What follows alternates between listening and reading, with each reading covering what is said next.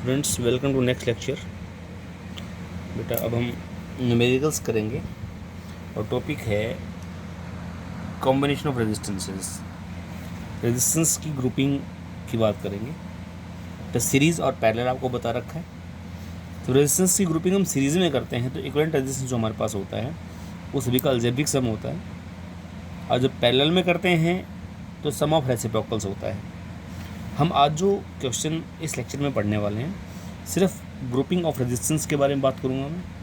Current और potential जो डिवाइडेशन है उसके बाद में बातें करेंगे कि अलग अलग करंट कैसे निकालते हैं, अलग रेजिस्टेंस में पोटेंशियल कैसे निकालते हैं, वो हम बाद में डिस्कस करेंगे। पहले सिर्फ ग्रुपिंग ऑफ रेजिस्टेंस की बातें करेंगे बेटा, उसके बाद बात करेंगे करंट डिस्ट्रीब्यूशन की, उसके बाद बात करेंगे इंटरनल रेजिस्टेंस और सेल के बारे में। सीक्वेंस वाइज टॉपिक चलते रहेंगे। अब देखो हमने दो क्वेश्चन लिए एक साथ। मैंने ये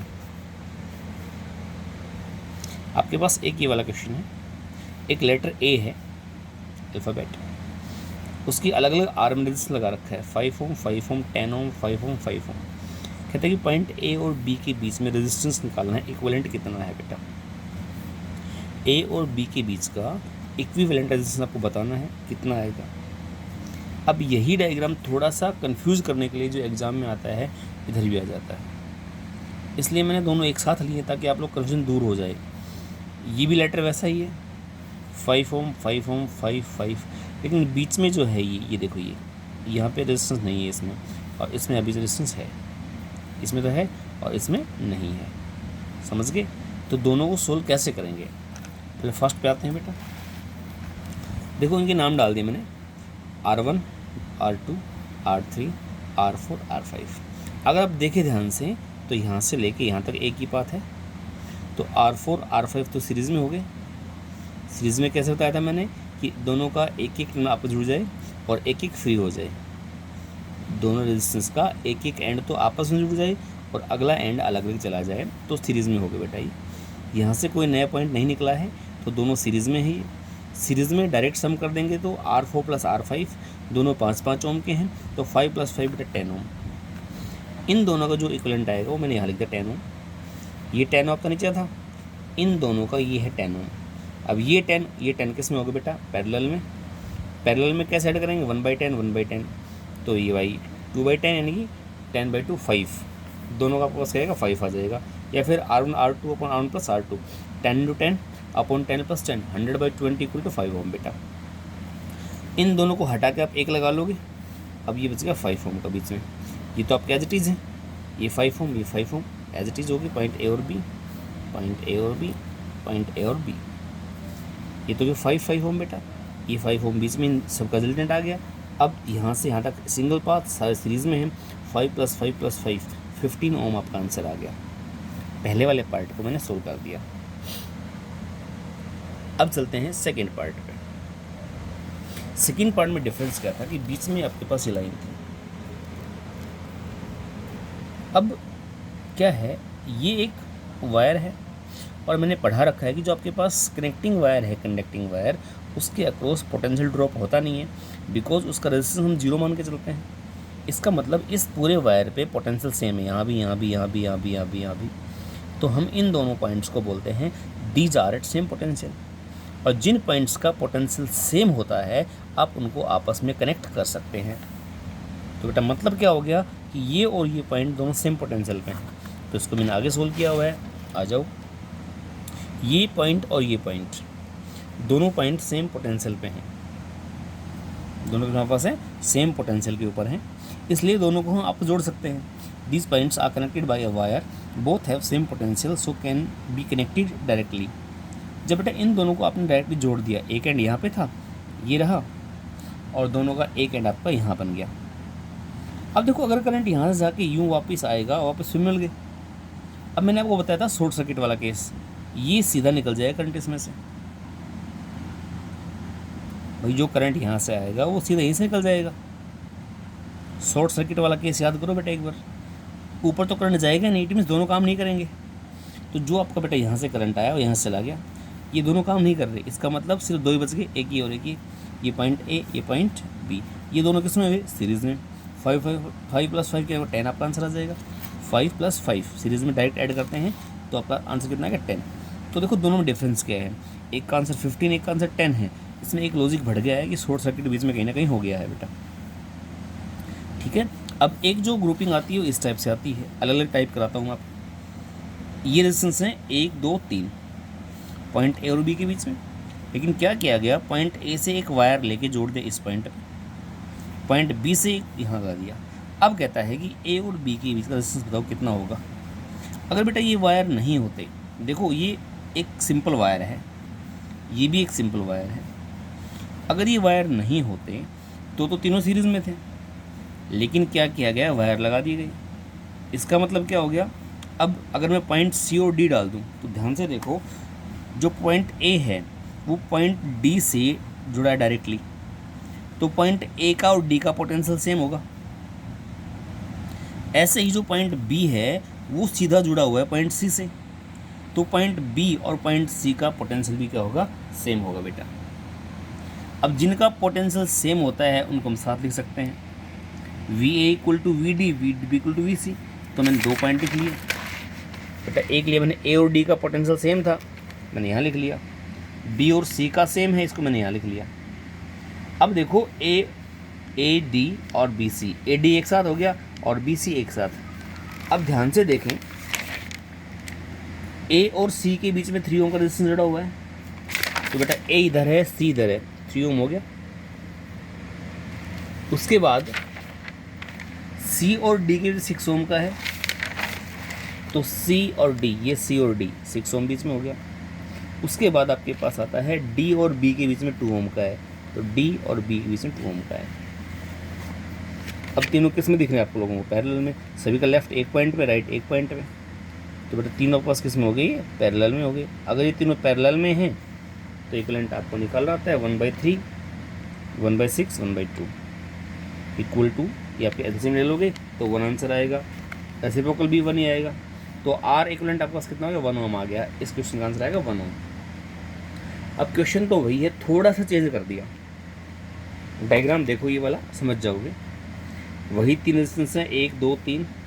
अब क्या किया गया, जो वायर था ए और डी पॉइंट के बीच में, पहले वो सिंपल वायर था, अब वहाँ पे एक रेजिस्टेंस और लगा दिया उन्होंने, ये एज इट इज रख दिया। अब डायग्राम क्या रहेगा, अब देखो पॉइंट ए से डी तक एक सिंपल वायर नहीं है, और अगर सिंपल वायर नहीं है इसका मतलब इस पॉइंट का पोटेंशियल सेम नहीं मिलेगा भाई। जो करंट यहाँ से आएगा पोटेंशियल यहाँ तो कुछ हो रहा है, ये कुछ कंज्यूम कर लेगा, बाकी यहाँ आएगा। मतलब इसका मतलब क्या हो गया कि ये पॉइंट सेम पोटेंशियल पे नहीं है, लेकिन बी और सी तो अब भी सेम पोटेंशियल पे हैं, एक सिंपल वायर है। तो मैं पॉइंट्स को कैसे लिखता हूँ, पॉइंट ए, पॉइंट डी, जैसे कैपेसिटर पढ़ाया था आप लोगों को मैंने, पॉइंट डी, पॉइंट ए और पॉइंट बी और सी मैंने एक साथ यहाँ लिख लिए बेटा। बी और सी सेम पोटेंशियल पे है, सिंपल एक सिंपल वायर है, एक साथ लिख लिया मैंने। डी बीच में है, ए इधर आ गया। अब देखो ध्यान से ए और डी के बीच रेजिस्टेंस कितने हैं, ए और डी के बीच में एक रेजिस्टेंस है, तो बेटा ए से डी मैंने एक जोड़ दिया। उसके बाद ए और सी के बीच रेजिस्टेंस एक है, सी या फिर भी मान लो, कुछ भी मान लो, तो ए से लेके सी तक, सी पॉइंट कहाँ है, ए यहाँ से स्टार्ट हुआ और सी यहाँ है, इनके बीच में हमने एक और लगा दिया, ए और सी के बीच में हो गया। ठीक है, उसके बाद हम आगे चलें, अगर सी और डी के बीच में एक है तो सी और डी के बीच में एक आ गया, बी और डी के बीच में एक है, बी पॉइंट यही है तो एक और लगा दिया बी और डी के बीच में। ध्यान से देखो, सी और डी, बी और डी, तो डी तो कॉमन हो गया, ये दोनों आपस में कॉमन, इसका मतलब क्या हो गया, दोनों इसका एक एंड तो डी पॉइंट पे है और एक एंड बी और सी कॉमन थे, यहाँ चले गए। समझ गए, ये आपका डायग्राम बन गया। अब इसमें साफ दिख रहे दोनों पैरेलल में हैं, आर और आर, r/2 हो जाएगा। इनका जब r/2 यहाँ आएगा इसके साथ सीरीज़ में हो जाएगा, r और r/2 सीरीज़ में बेटा, 3r/2 हो जाएगा। 3r/2 इनका जो आएगा इस साथ पैरेलल में आ जाएगा, तो 3r/2 और r ये पैरेलल में आ गया। आपका आंसर आ गया 3/5r, 3/5r। देखो थोड़ा सा डिफरेंस था उसके अंदर ना, डिफरेंस का आप ध्यान रखिए कि वायर्स को कनेक्शन जब करते हैं तो क्या हो रहा है। बेटा। क्वेश्चन नेक्स्ट आपके पास ये है, वही केस, पॉइंट ए और बी, आर आर आर। अब की बार रेजिस्टेंस ऊपर भी लगा दिया, नीचे भी लगा दिया, ना तो ये पॉइंट और ना ही आपके पास पॉइंट डी, ये नहीं है पॉइंट डी, आपके पास ये है। ठीक है बेटा, यहाँ रेजिस्टेंस है, पहले सिंपल वायर था, ये सिंपल वायर था, फिर रेजिस्टेंस एक में लगाया, अब दोनों में लगा दिया। अब इसका डायग्राम फिर बनाओ, वही कैपेसिटर वाला केस ले लो। हमारे पास 4 पॉइंट है, क्या इन चारों में से किसी का पोटेंशियल सेम दिख रहा है आपको? नहीं, क्योंकि अगर सीधे जुड़े होते तो पोटेंशियल सेम होता, सबके बीच रेजिस्टेंस आ रखा है। अगर सभी के बीच में रेजिस्टेंस आएगा तो पोटेंशियल सेम नहीं होगा। तो चारों पॉइंट अलग लिखो, ए बी सी और डी, ए बी सी और डी। अब देखो यहाँ डायग्राम में ए और सी के बीच में रेजिस्टेंस एक लगा रखा है, ये लग गया, इसको मैंने R1 मान लिया। ए और डी के बीच में एक लगा रखा है, ए से डी मैंने एक लगा दिया, समझ गए। सी और डी के बीच में एक रेजिस्टेंस है, सी और डी लग गया। बी और डी, बी और डी, बी और सी के बीच में एक है, तो बी और सी के बीच में। देखो कैपेसिटर वाला क्वेश्चन बनेगा सेम, जितने भी पॉइंट्स हैं उनके बीच में आप रेजिस्टेंस लगाते रहो, आपका डायग्राम बन के आपके सामने आ जाएगा बेटा। अब देखिए R1, R2, R3, R4, R5 नाम डाल दिए, सभी की वैल्यू बराबर है, इसका मतलब ये रेशियो भी बराबर आएगा। अगर रेशियो बराबर आएगा R1/R2 इक्वल टू R3/R4। अगर ये रेशियो बेटा बराबर है, इसका मतलब क्या हो गया? रेशियो बराबर होने का मतलब है कि जो आपके पास ये डायग्राम है, जो ये ब्रिज बना हुआ है, ये बैलेंस्ड है। कैपेसिटर वाले केस में आपको व्हीटस्टोन ब्रिज प्रिंसिपल पढ़ाया हुआ था, मैंने बताया भी था आपको, ऐसा ही अप्लीकेबल यहाँ पे होता है। अगर ये रेशियो बराबर है तो पॉइंट सी और डी जो दोनों हैं वो सेम पोटेंशियल पे हैं, ठीक है, क्योंकि हम लिखेंगे V C equal to V D. अगर दोनों का पोटेंशियल सेम है तो करंट इधर से नहीं आएगा। करंट फ्लो कब करता है? जब दोनों का अलग अलग वोल्टेज होता है, इसका वोल्टेज उतना ही है, उतना ही इसका वोल्टेज है, तो कभी भी करंट फ्लो नहीं कर सकता। इट मीन्स इसमें करंट नहीं आएगा, तो इसको हम छोड़ सकते हैं बेटा, इसको हम छोड़ देंगे, हटा दो बीच में से। अब दो तरीके से हम इसे सोल्व कर सकते हैं, कैसे? देखो बीच वाला आपके पास हट गया R5, अब ये सीरीज़ में, ये सीरीज़ में, तो R और R वैल्यू बराबर है, तो सीरीज़ में तो 2R ही हो जाएगा बेटा। R प्लस R 2R आपके पास ही हो जाएगा, R plus R 2R, R plus R 2R। अब जो 2R है वो पैरेलल में आ जाएंगे, 2R और 2R पैरेलल में, तो उसका 1/2R 1/2R 2/2R, लास्ट में उल्टा R बचेगा आपके पास। भाई 2R into 2R/2R plus 2R, कैसे भी सोल्व कर लेना, तरीका बता रखा है, सोल्व आप करेंगे इसको। पैरेलल में है तो R आ गया। अब मेथड सेकंड हम देखें, अगर मैंने कहा कि ये दोनों पॉइंट सेम पोटेंशियल पे हैं, तो अगर पॉइंट सेम पोटेंशियल पे हैं तो हम जोड़ सकते हैं आपस में, तो डायग्राम ये मॉडिफाई कर दे मैंने। देखो सेकंड मेथड आ गया सोल्व करने का। भाई R1 R3 था, पॉइंट सी और डी थे बीच में, उनको मैंने आपस में जोड़ के एक बना दिया। पहले ऐसे थे दोनों पॉइंट दूर दूर, एक बना दिया, इधर ही हो गए। अब ये दोनों पैरेलल में, ये पैरेलल में, पैरेलल में R/2, इसका भी R/2 भी हाफ हाफ हो जाएगा पैरेलल में, सीरीज में डबल हो गया था। R और R पैरेलल में R/2 R/2। अब R/2 यहाँ से आएगा, एक इधर सीरीज में बन जाएंगे, हो गया R/2 R/2, दोनों किस में होगा बेटा? सीरीज़ में। अब सीरीज़ में R/2 को ऐड करो तो R आएगा, आंसर आपका वही आ गया। तो देखो जब ये क्वेश्चंस करते हैं तो सारे लॉजिक्स हमें याद होने चाहिए।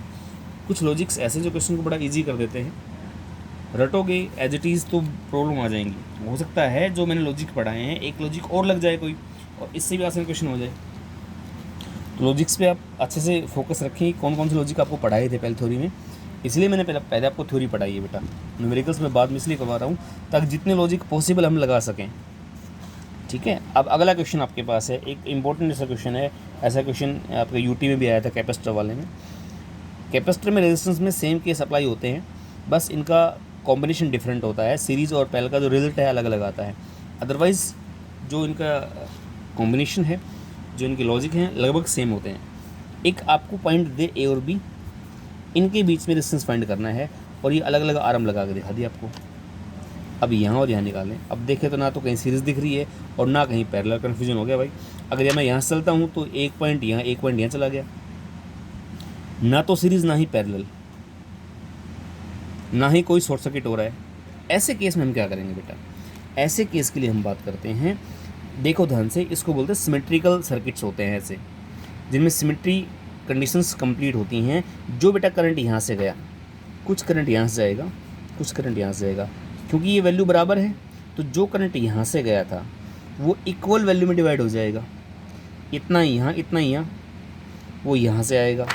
ये करंट आपका सीधा निकलेगा, यहाँ पे भी करंट उतना ही आना चाहिए, तो जो करंट यहाँ से आया था उसका बचा हुआ हिस्सा यहाँ से आना चाहिए, तो पूरा हो गया यहाँ पे। इसका मतलब क्या है कि जो करंट यहाँ से गया था यहाँ चला गया, यहाँ चला गया, और ये करंट सीधा निकल गया। इसका मतलब इस पॉइंट को जोड़ने का कोई फ़ायदा नहीं है भाई। ये करंट यहाँ से यूँ आया और उधर चला गया, इसने डिस्टर्ब ही नहीं किया इसको। इट मीन्स हम इसका इस्तेमाल भी कर सकते हैं।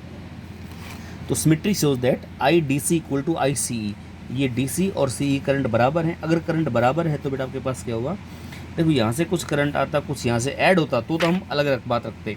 अब ऐड नहीं हो रहा, सिंपल ऐसे जा रहा है, तो इस पॉइंट को थोड़ा ऊपर उठा दिया मैंने यहाँ से, है ना। ये इसको यहाँ से कर दो, इसको यहाँ से कर दोगे तो ये दोनों सीरीज़ में हो गए, ये वाले, ठीक है बेटा।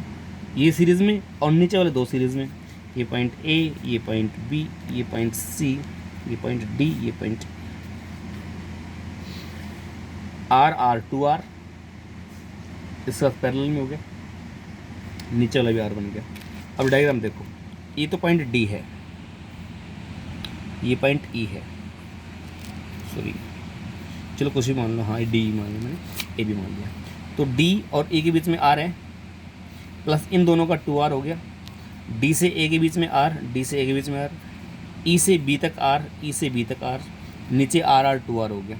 अब ये दोनों फिर पैरेलल में हो गए, इनको सोल्व करके एक बन जाएगा, इनको सोल्व किया तो 2/3r बन गया इन दोनों से। उसके बाद ये तीनों सीरीज़ में हो गए, मैं रेड पेन से दिखा रखे डायग्राम, ये तीनों किसमें हो गए, सीरीज़ में, सीधा जोड़ दें सीरीज़ में, r + 2/3r, है ना बेटा। इनको ऐड करोगे तो 8/3 × r हो जाएगा। ये दोनों किस में आएंगे, पैरेलल में। रिजल्ट आपका ये आ जाएगा।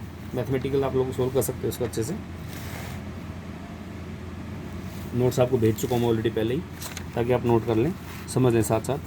अब आ जाओ अगला क्वेश्चन, वही क्वेश्चन है, इसमें सिर्फ अपर हाफ था ये वाला, ये वाला। अब ऐसा ही एक साइड ऐसे इसके नीचे लगा दी इधर, है ना। देखो ध्यान से, इससे ऊपर का हमने पढ़ लिया था, ऊपर वाला। अब नीचे वाले की बात कर जाओ, ऐसा सेम लगा दिया, तो ये हमने सोल्व कर रखा है। इस पॉइंट को हटा दो यहाँ से, ये ऊपर शिफ्ट, ये नीचे शिफ्ट, डायग्राम ये बन के आ जाएगा। ये तो ऊपर शिफ्ट हो गया और ये कहाँ हो गया, नीचे शिफ्ट हो गया बेटा। अब वही क्वेश्चन है, तो हमने सोल्व कर लिया ऑलरेडी पहले ही।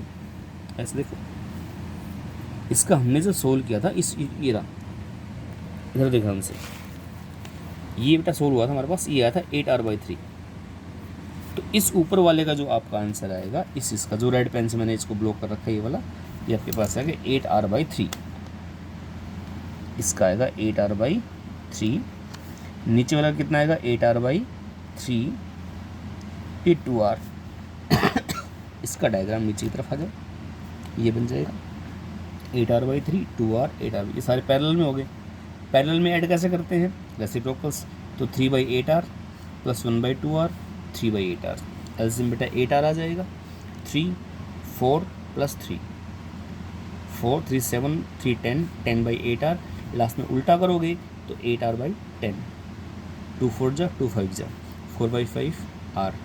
आपका रेजिस्टेंस आ गया। ऐसे ही क्वेश्चंस आपको अभी तो और भी करवाए जाएंगे। ग्रुपिंग में मैं फिर कह रहा हूँ, कैपेसिटर और रेजिस्टेंस लगभग लॉजिक सेम लगते हैं, सिर्फ डिफरेंस क्या है, उसकी ग्रुपिंग सीरीज़ में अलग रिजल्ट आता है, इसका रिजल्ट अलग आता है। उसमें सीरीज़ में हम डायरेक्ट ऐड नहीं करते, उसमें ऐड डायरेक्ट करते हैं पैरेलल में, इसमें करते हैं डायरेक्ट सीरीज़ में। मीन जो रिजल्ट इसका सीरीज़ का है उसका पैरेलल का है, जो उसका सीरीज़ का है वो इसके पैरेलल का है। रिजल्ट्स अपोजिट है। लॉजिक, लॉज, विट्सल प्रिंसिपल, ये सारी बातें सेम चलती हैं। तो अभी तो हमारे न्यूमेरिकल्स ख़त्म नहीं हुए हैं ग्रुपिंग ऑफ रेजिस्टेंस से। एक इनफाइनाइट लैडर का बचा हुआ है, आपको मैं वो करवाऊँगा। 1-2 क्वेश्चंस आपको और भी कराऊंगा ऑन विट्सल प्रिंसिपल। उसके बाद हम अपना टॉपिक बेटा अगला चेंज करेंगे कि नेक्स्ट आपका टॉपिक क्या है। उसको फिर हम स्टार्ट करेंगे। ठीक है, थैंक यू।